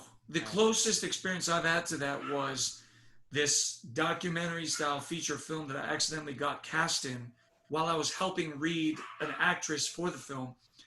And they just brought me on. And at the time I wasn't an actor. I was working full time at a casting office. And the director just decided that he wanted to cast me in it. So I flew to Jordan, the country of Jordan, to film it. And I had to train with real life Marines to learn. And I just had I think 3 lines, but I was there for 3 months, which was crazy. I was basically a glorified extra. But I mean, I was crying every day because it wasn't like actor training. It was like we brought real Marines and they're going to train you as if you're going to go through boot camp for the next month. And I'm like, I got respect for these people because that's too much for me. I was like, it's a lot. It's a lot what they have to deal with mentally, physically. And I've gotten nothing but respect for that. I made a great friend from there who was a real life former sergeant. He's we're still friends to this day. His name is Eric Mahalakopoulos. He's Greek, and he's Greek, Canadian, French from Canada, but he served in the United States Marines, and so he kind of took me under his wing when I was there because he saw I was struggling and I had no business being there. But the things that soldiers go through, I mean, I commend that, and my hat's off to you and my respect to you, and thank you again for willing to literally put your life on the line. Soldiers are pretty much the defenders of this country and what it stands for. So God bless you. Thank you. I appreciate that so much because it's been an interesting 20 years, to say the least. But thank you so much. I appreciate that. Thank you. Yeah, of course, of course. It was such a pleasure talking to you. I'm honored to talk to you. So. Oh, thank you. You just made my whole night. Nick, could I ask a question, Nick? Could I ask a question? This is Angie. Hello. Angie, let's get to Angie. Well, thank you. I have been, since this started day one with the Chosen, I've been a strong follower because the impact on me has been a very loose religious connection for years. Brought up Catholic, kind of went back, left again. And watching Dallas's direction of episode 1, season 1, that first episode with Mary Magdalene had the most impact and started a roller coaster in my life of a reconnection with God, as well as connecting with men. It sounded like Maria. I know Maria. I've talked to John and Gigi on our Facebook page and prayer pages, and all of these prayer sites that have started. I mean, it has just left that kind of an impact on people. What I wanted to ask you, Nick, since you're in the Hollywood scene, doesn't Hollywood see what's happening? Don't you think this crowdfunding, which is Dallas, who is always grateful to the fans because we have kept this going. He makes that clear. It's our support. Does Hollywood not see what's happening? Where's all that money that they have? They have tons of money. Why aren't they loosening up and giving this money to Dow? How many series does he have to do for him to prove this is a lifetime ongoing project that will impact billions, not millions, but billions? So where is the money? I mean, there's got to be Christian wealthy people in Hollywood. Where are they? Why aren't they coughing up the money? It's a tricky thing because obviously it's been written about in the Hollywood Reporter, and there's a lot of magazine type of publications that write about those kind of things. As far as being in the Hollywood scene, I'm actually really not that much at all, and maybe that's what I'm still saying. I've gone out to auditions, of course, and I've met and have made lifelong connections with people that live in that area and maybe are more involved in that scene. But it's one of those things where I think the project, The Chosen, is going to continue happening regardless of kind of, Hollywood's help. Right. Only because God is wanting it to help. So sometimes, I've got to come to terms with too sometimes, as far as, relating to you, saying, you came from a Catholic background. I came from a Greek Orthodox background. My grandfather was a Greek priest in Beirut, Lebanon. And that's where I was born. And I moved where my family immigrated here to California when I was about 6 years old.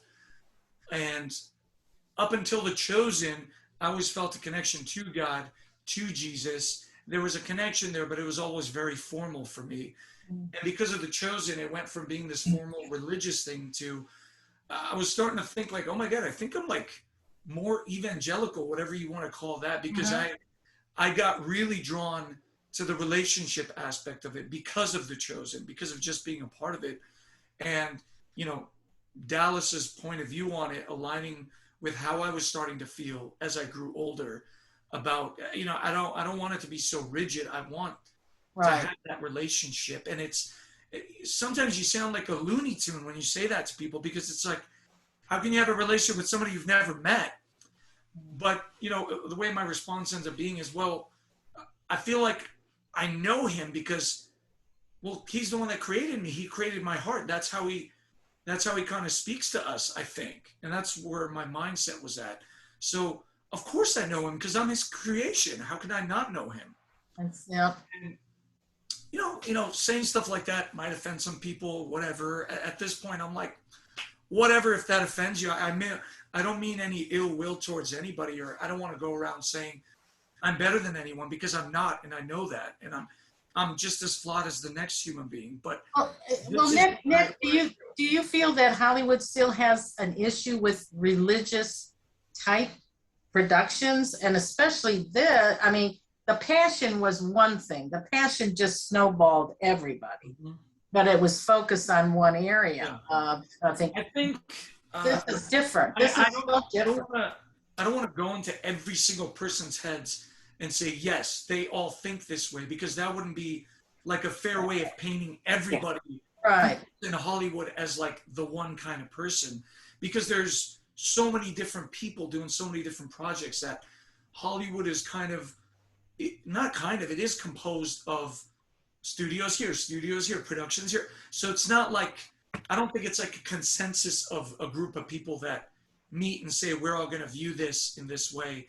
But in the same breath, I think the reason why The Chosen is succeeding so much is that it kind of put religion to the side a little bit and said, okay, let's explore. And this is my interpretation of The Chosen based on the kind of miracles that happened in my life.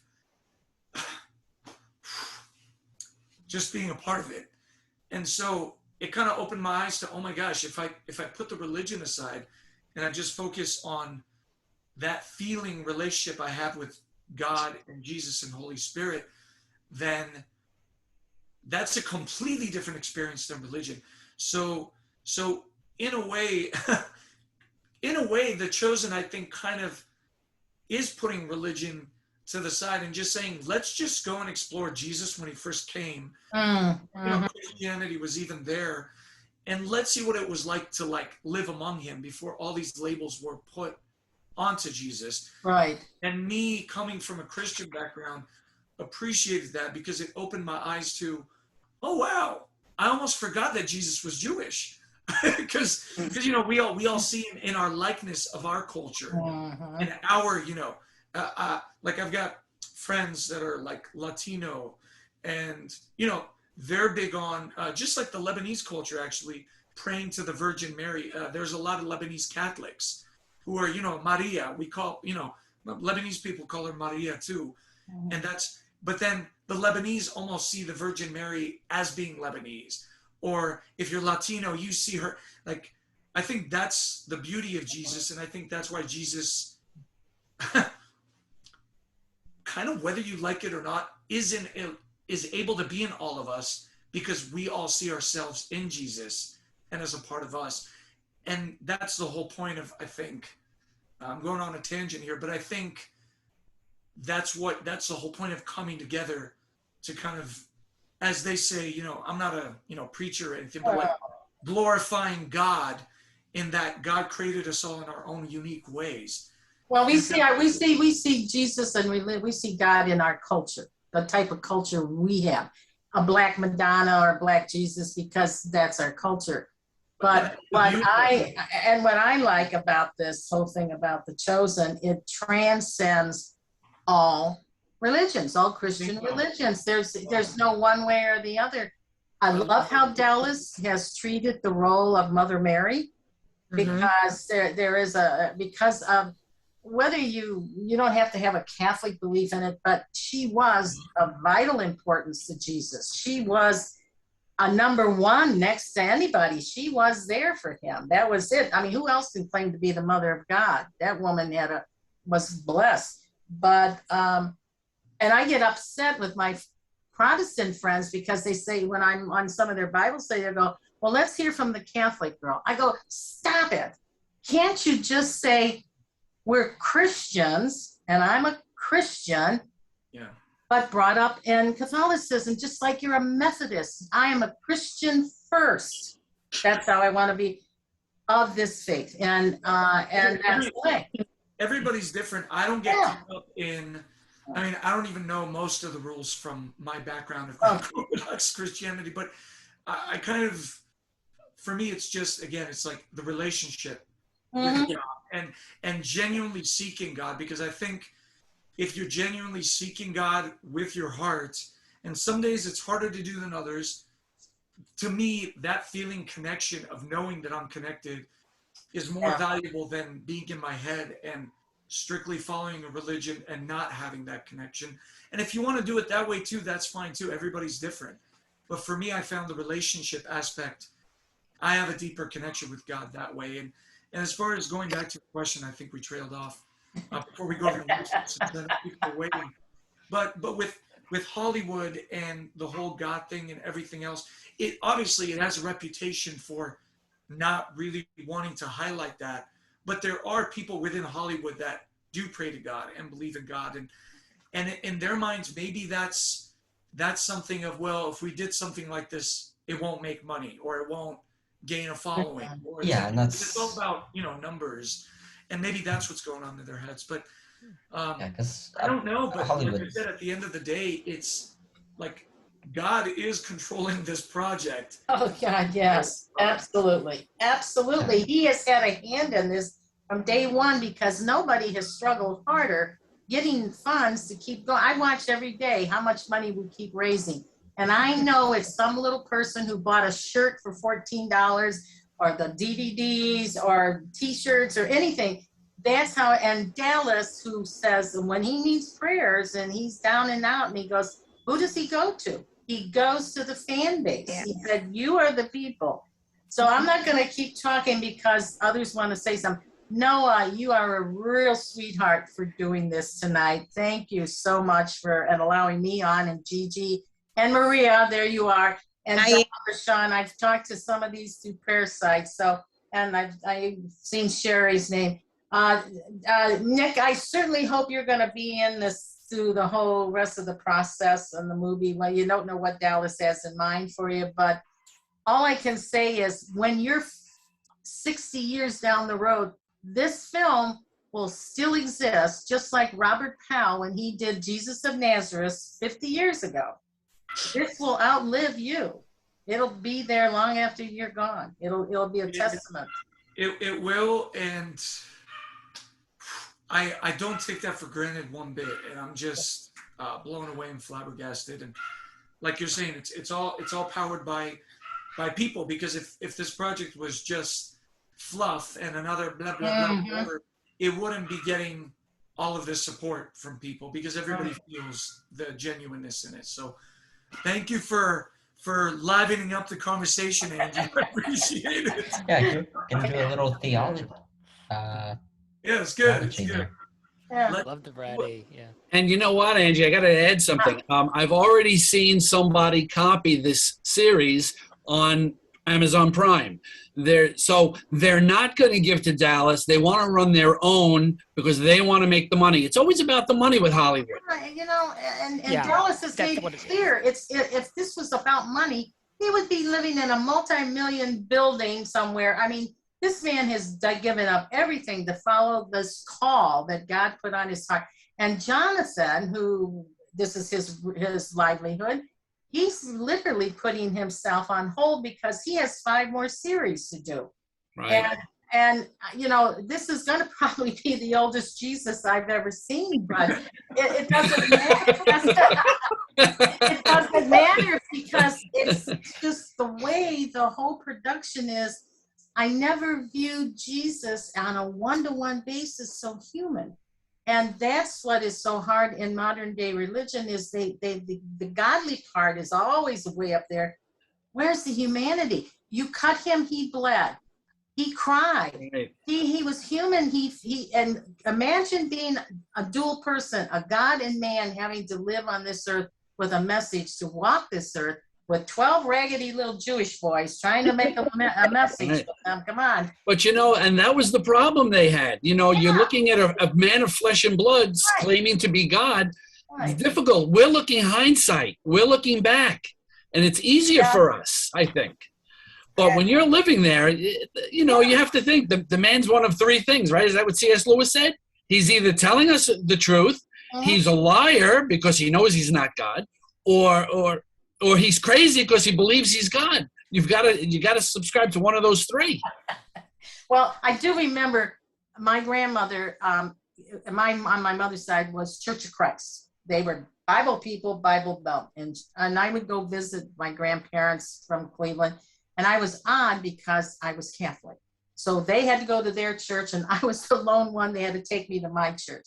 And my grandmother informed me, now you know, dear, Jesus is not a Jew. He's a Christian. And that's the truth.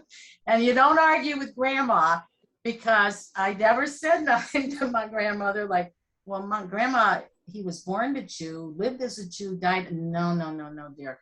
He was a Christian. Understand that. So you don't argue with grandma, but that's how people's thinking would go in those days. They would think like that.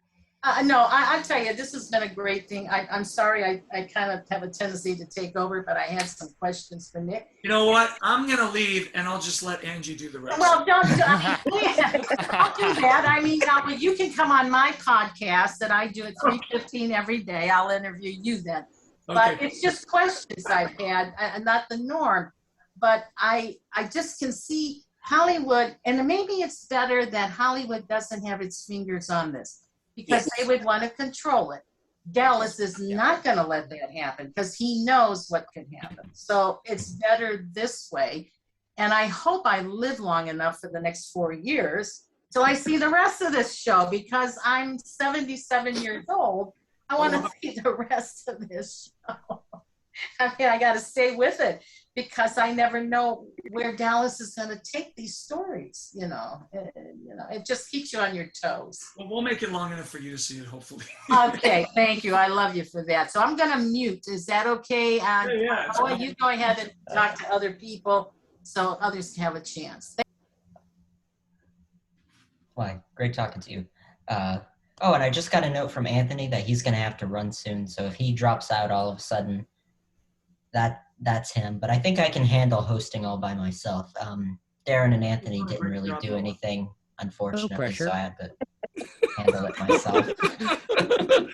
They were just there, taking up space. So I wanted my own next time I'll make spare. sure they do something. I wanted my own spare. I'll help you, Noah. Just let me co-host with you. I'll take over. I can help you. No, I just wanted my own square in this. That's all. Yeah, that's just like Anthony. And Darren, he probably wanted to go take a nap or something. And I think Noah, either Maria or was it Sherry that was next?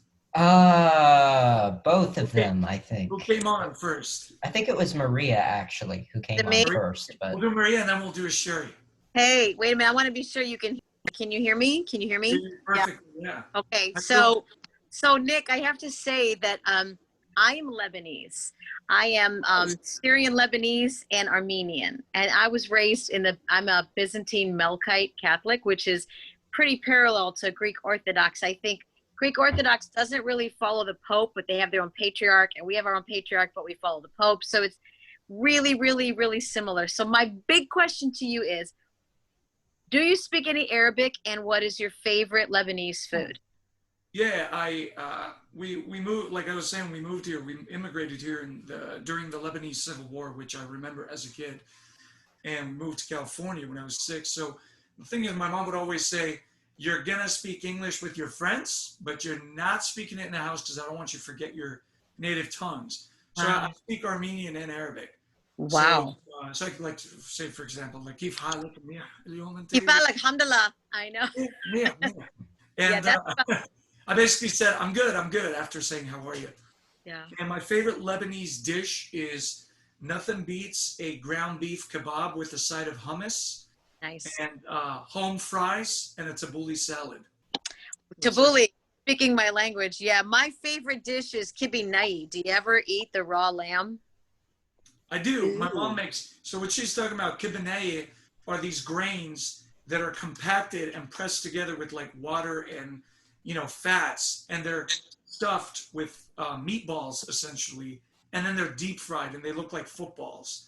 So when you bite into them, you get pine nuts and ground beef with spices. So that's kibbeh bisani'i. Do you ever eat it raw? The kibinai is raw. Oh yeah, the other one is raw lamb meat, and I've eaten that, where they compress lamb meat, they season it with red spices, and you literally eat it raw, like raw lamb meat. No, it's really good. Don't turn your nose up. It's like steak tartare, only it's a lot better. Yeah, same kind of thing.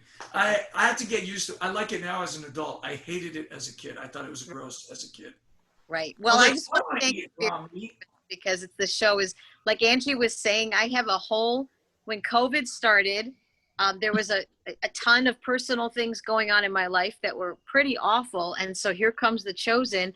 And as a result, I have like 5 or 6 girlfriends, well, more than that actually, but we started the Chosen Prayer Warriors page.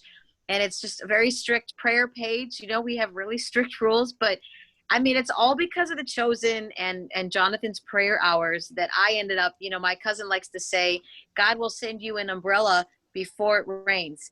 And all you know what broke loose. And here I was with this whole new faith community, these women who I've become like dear sisters in Christ with. We're family. And so I have to thank you and the whole cast, because man, my whole life, my whole prayer life, everything it was life-saving with everything that was going on in my life. So thanks for being a part of that.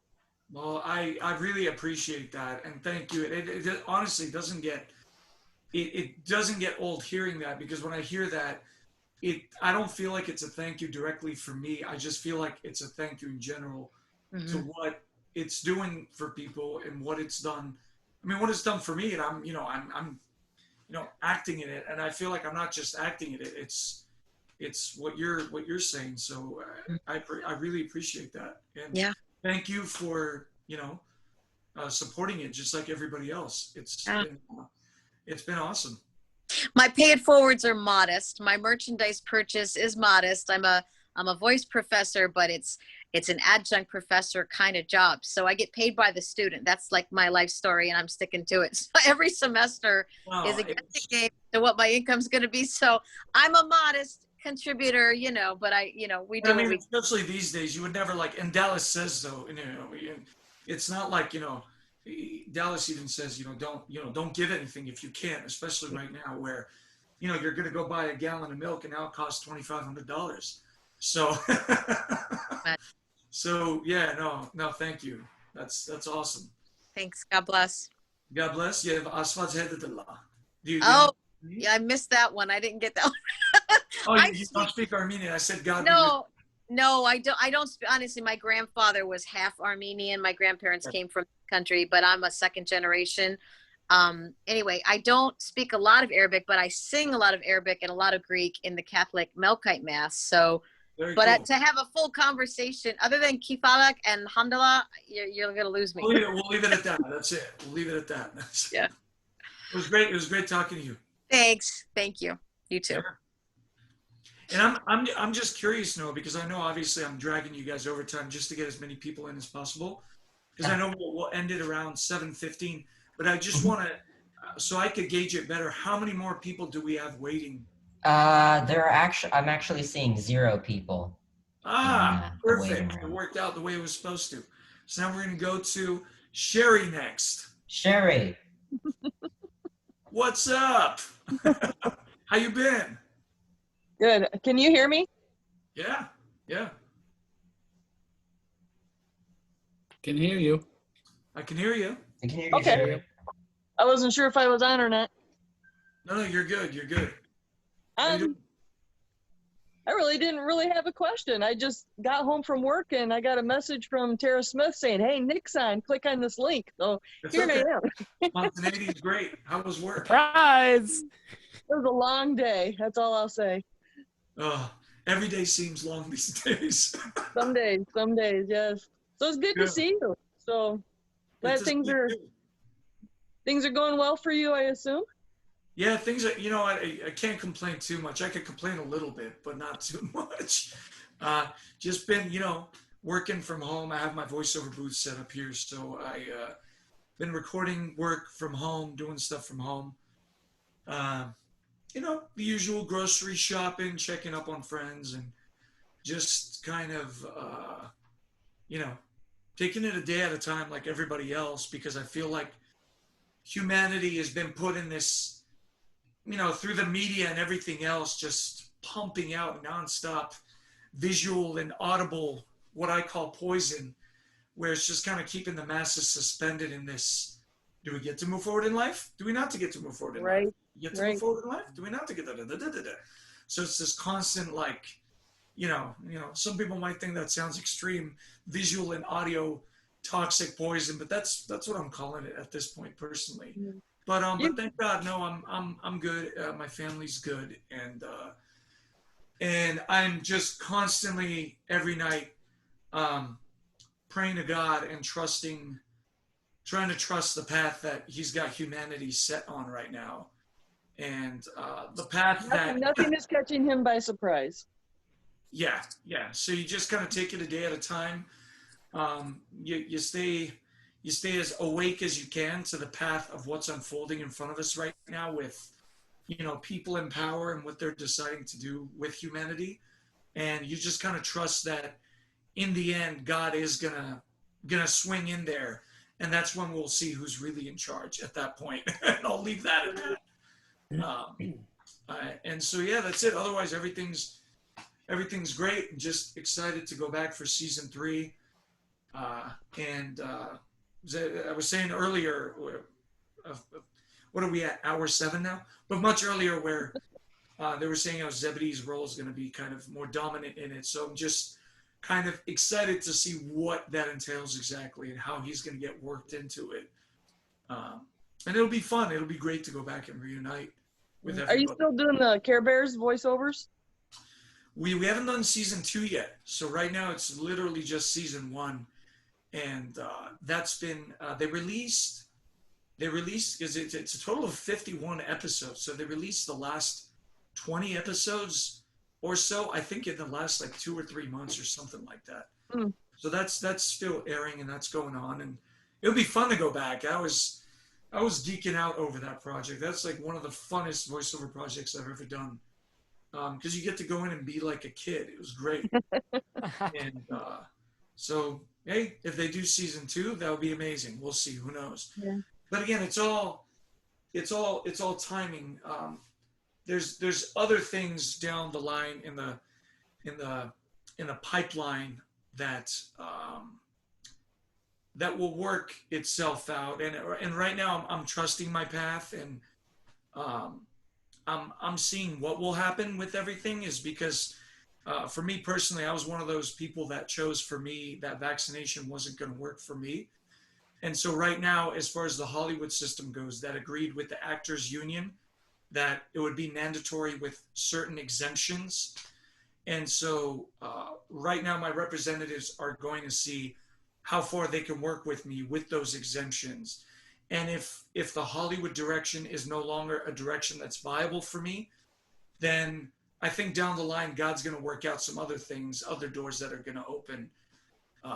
So there's a lot of turmoil going on right now, even the entertainment business, with actors that feel like they're being violated and invaded and having their arms twisted versus actors that are completely fine with it. So I'm enjoying and appreciating now being around for all this and witnessing all this, because you're kind of brought to a point where you've got to either, for some people anyway, and I'm not saying this because I feel like I'm perfect by any means whatsoever, but you've got to choose what your heart is saying yes to and what it's saying no to. Mm-hmm. And for me, I had to make a choice not based out of fear of, oh my gosh, I'm going to lose out on work, but out of what is Spirit really telling me right now? And when I meditated and took the time, and it was like, this is not for you. Stay away from it. It's not for you. It may be for other people, but it's not for you. I'm going to do other things for you. Just say no right now. And that's what I heard. And that's what I kind of had to go with. And I'm very transparent with things like that. Like I told my agent that. She dropped me right off the bat. She said, I can't work with you because studios are really pushing for actors to get vaccinated. And with my manager, she said, you know what? She said, you'll be my guinea pig. We'll see what we can do with you. So I said, you know what? I've made peace with it either way. And if God doesn't want me to continue down the Hollywood path, because this is what they're requiring of people now, then maybe that's not a path that's going to be good anyways. So you said it was your agent that just dropped you? Yeah. And look, I don't blame her. I don't have any like animosity towards her. I get it. Yeah, it's not like you're going to do an expose here on the live stream. No. She's a wonderful agent, but everybody right now, it's, I'm looking at it for what it is, and it's turning a little dark, and people's arms being twisted. And in my heart, when I meditated on it and just kind of spoke to God, it was like, back off, Nick. Just back off and observe right now. Now's not the time to go full force. into that. And luckily for me, I've got a voiceover booth set up at home, so I've still been able to get some great opportunities because I've been blessed to also be able to have that skill set to fall back on. But I've got a feeling some great things are coming down the pipeline as far as the on-camera world goes, and I feel like that's why I have to take a step back, because this whole thing is getting very, very dark, and not everybody's going to agree with me on that. But my gut and my spirit is looking at everything, and it's shaking its head at how people are behaving towards each other, and it's saddening. But I'm not going to let that bring me down and like dim my light and change my moral belief about something that I don't feel like is right for me personally. So I don't know why I'm talking about this, but I feel like compelled to. Yeah, and again, like, it's why being a part of The Chosen, it made me strengthen my belief in God so much that I was willing to throw pretty much the Hollywood end of my acting career completely away and just destroy it all and not care and walk away, because I know the ability that God has put in me, and because that creativity is dwelling in me, that there's going to be another path that's bound to open where these paths may have closed. Just like with The Chosen, I never thought I'd be a part of something like this. I mean, it's me out of... It's very humbling, because you think, wow, out of all the people in the world to be in this project,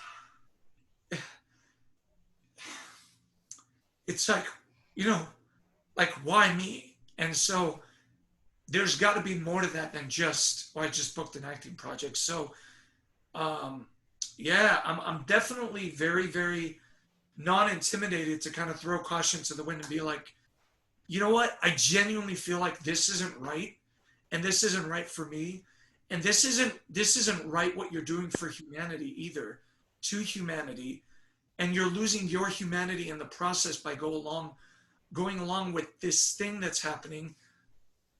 I'm out. Even if that means losing everything, I'm out. Because you know what? Your acting career, your money, it is not going to go where you're going to go. So have fun spending all that where you're going to go afterwards, because it ain't going there. It's not, none of it is. So yeah, anyway, that's my 2 cents. It's because God chose you, and you're very courageous and brave. That's why. That's why you're in The Chosen, because you're chosen. Right. And God chose you. Well, it's that's God probably was like, all right, this guy's a nutcase. He'll just say anything. I need him. I need him. He'll just say what's on his heart. I need him. He's not the most perfect guy in the world, but I could use him. I'd like to share like a little bit of a perspective. When I met Nick on The Chosen, he was just getting there. He was new at the whole thing. But I really watched as he was there, and as he walked through the process, and as he began to like really feel God's spirit and talk with God, he would come up against an obstacle, and it would take him a minute, but he would really talk to God, and he'd work his way through it, and he'd come out better for it. And that's one of my favorite things about Nick, is that you can watch him. He talks with God, and he listens for God, and he doesn't make a decision until God tells him what to do. The immunization thing is just one more example of that. God hasn't told him to take it yet. And in this industry, that's a big deal. I haven't taken it yet either. And we face those things every single day with, you might not have a job tomorrow if you don't. But until God says it's right for you, or take this next step, or do what God wants you to do, Nick's not doing it. And that's really a different thing that a lot of people need to be able to see, is that The Chosen ministers to other people. But the people who are actually in it and who are walking through it, they're being ministered to as well through the process, as they learn to get closer and closer and closer to God. And I really admire about Nick that he listens to God and he talks to God. And it's not like a holier than thou conversation, like, oh, Father, biblical speak. It is like just Nick and his best friend talking and walking through things and learning to navigate things. And it's really inspirational to see how God's led him on this path. And the girl who spoke just before this is right. God specifically chose Nick and the other actors that are in this show, because when they came together, the unity that came and the spirit, you know, you could feel the spirit on that set. And, you know, when Dallas talks about they didn't know how things were going to come together and it just looked impossible and then it happened, it's because they've willfully said, here we are, God, use us. And it's an incredible thing to see. But I've watched Nick and I watched how much he's grown, and I'm just really so proud of him that he's allowing God to lead him in each step of his life and not to let the world lead him or the leaders lead him or even the agents lead him, which is a difficult thing when you're an up-and-coming actor. You know, they pretty much tell you where you're going, but Nick's saying, no, you don't tell me where I'm going. God tells me where I'm going. And that's super inspirational. That's right. I'll send you the check in the mail tomorrow. No, it's amazing, Nick, how much you have taken a stand and really has subjected to become submissive to this program. I look at what Jonathan has done. It's obvious that he has made a decision that if this is his career that God wants him to have, and that's it, yeah. he's in it. He is in it for the long haul, and he's committed and surrendered himself to it. And it's just amazing, you guys, when I see some of these promos and pictures behind the scenes, there's this atmosphere. I mean, I've heard the guy who played Nicodemus, he said never was he ever on a set that had the congeniality and the closeness. He's, you know, and he worked in Hollywood for a long time. He said it was like just being at home with people. You know, he was talking about it. It feels like that. You could see a group of them acting, hanging out in the lobby or, you know, having lunch. And, you know, there's never a time where I hesitate to walk up to any of the other actors or hang out or just take a seat with them, because those walls are not really there. And it is that way. And yeah, if it's, you know, you've got to really put trust in the unknown, and that's where God resides, in the unknown, because our brain doesn't like the unknown. It freaks out. It starts going doolally, and God resides in the unknown. And so, and I'm not trying to say like, oh, I'm better than anybody because I'm doing it. It's just, I believe God has given us each individual spirits to make up individual choices. And so that's why, I don't know, earlier I felt kind of compelled to talk about that, because I just did, and I don't know why. I don't know what purpose I did that for. I just did it because that's what I felt that was on my heart to express. But I feel at ease with my decision, and I think that's the beauty in that, when you do have that genuine relationship with God, and you kind of keep remembering that that's kind of your North Star, as opposed to, well, what's going to happen in my life or what's going to happen in my job and all that. And look, I get it. People are under terrible, terrible circumstances of losing everything financially and, you know, feeding their families. And I get that. And everybody has different choices to make. But again, it's just letting and trusting God kind of guide everything. And will I stop acting? No, I probably won't. And I genuinely don't feel like I will. I really don't feel like other human beings have a say over whether I thrive in life or not. Like I'm just at that point where I don't feel that it's up to other human beings, really. It just isn't, because again, look what happened with The Chosen. I mean, what are the odds? Mathematically, it doesn't even make sense. Going back to what Dallas's wife said about I do impossible math. It doesn't make sense for somebody like me to get cast in a project like this to play a 50-something-year-old, and then the project takes off, and all of a sudden Zebedee becomes one of the breakout characters. It makes no sense. There's no logic behind that. And you can't just say it's all coincidences. Mathematically, that's way too many numbers to crunch for the odds of that to happen. So yeah, just, you know, as much as things suck sometimes, well, like I'll go back to God and I'll just start talking, and, you know, it just amazes me, Nick, how when you're filming, how the writers come up with the words that they come up with, the writing and the dialogue. Yeah. And you know, you're watching it, and then they'll throw in a 20th century joke that blends in, and it's like, and poor Jonathan, he can never tell a good joke on thing. He always goes flat the way some of them work out, but it's the message, and you're following along with this whole performance. And I'm thinking, what kind of gift has God? Where is God? Has got to be inside of Dallas, because he's directing all of this. It's like a puppet master. It's amazing what you get out of these scenes. And I'll tell you the truth. I've got books, I've got Bibles, I've got prayer books, I've got history. I never really understood a lot of this stuff, or especially the Judaism. I never, our Christian faith draws from that. And over the century, we separated that because they were the bad guys. They killed Christ. So they were bad. So you don't talk about it. Too much like stereotyping, yeah. Yeah, it's part of it. And I have learned so much watching The Chosen and the prayers, and how many of the prayer warriors have incorporated the daily prayers of the Jewish faith and the prayers. Yeah. It's made me go back. Wait a minute, what does he say? Let me look this up. Then I understand it better.